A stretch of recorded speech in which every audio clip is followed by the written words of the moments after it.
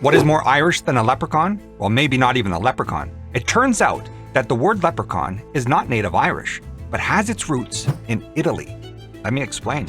Leprechauns are those famous supernatural beings of Irish folklore, which are said to have an evil spirit as a father and a degenerate fairy as a mother. Leprechauns are often portrayed as little men, about 3 feet tall, with beards, and a green coat with a green top hat. Although in some parts of Ireland in the old days, leprechauns didn't wear green, but they wore red. Despite their small stature, leprechauns are often depicted as brimming with confidence and cunning and mischievousness. Leprechauns even love to play practical jokes. They are known for their craftiness and quick wit, able to outsmart those who are seeking to capture them or find their hidden treasure. In some depictions, they may be seen to be carrying a bag of tools to further illustrate their industrious nature. Legend has it leprechauns are skilled cobblers, shoemakers, spending their days crafting exquisite shoes with unparalleled craftsmanship. According to the 1988 book Irish Wonders by D.R. McAnally Jr., leprechauns are not actually shoemakers, but spend their time fixing their own shoes because they keep wearing them out, running away from everyone. And when the leprechaun is mending his shoes,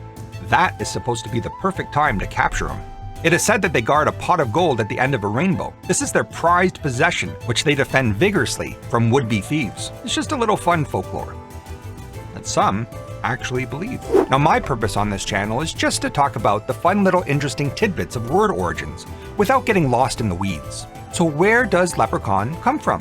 What does it mean? What's its origin? As for almost every word, rarely is there 100% certainty of a word's origin. There's often various theories, most likely contenders and less likely contenders. It seems like the popular English spelling leprechaun comes from the Irish word leprechaun, which in turn is a metathesis of an older Irish word, leucorpan. And metathesis is just a transposition of sounds or letters in a word. The letters get flipped for some reason over time, like when a child pronounces spaghetti as paschetti. Leucorpan is a compound of leu and cor. Leu means little or small, from a Proto-Indo-European root meaning light or not heavy.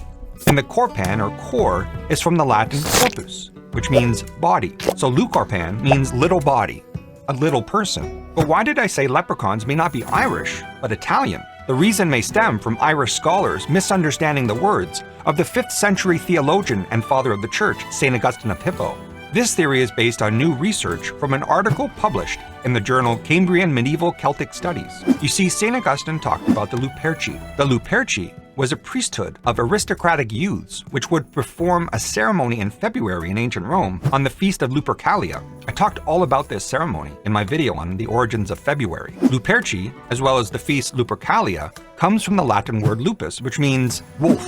The Luperci were the brotherhood of the wolf. St. Augustine made a comparison of the Luperci to the mythological werewolves, which were men who changed into wolves or these wolf-like beasts by swimming through the lake of Arcadia.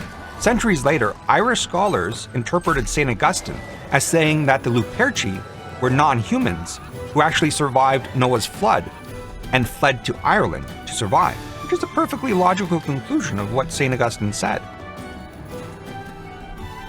In any case, the leprechauns or the leucorpans were the little Luperci, the little Lupercus, the little werewolves. The wolf origin of the leprechaun has all been forgotten. Now you're wise to the words.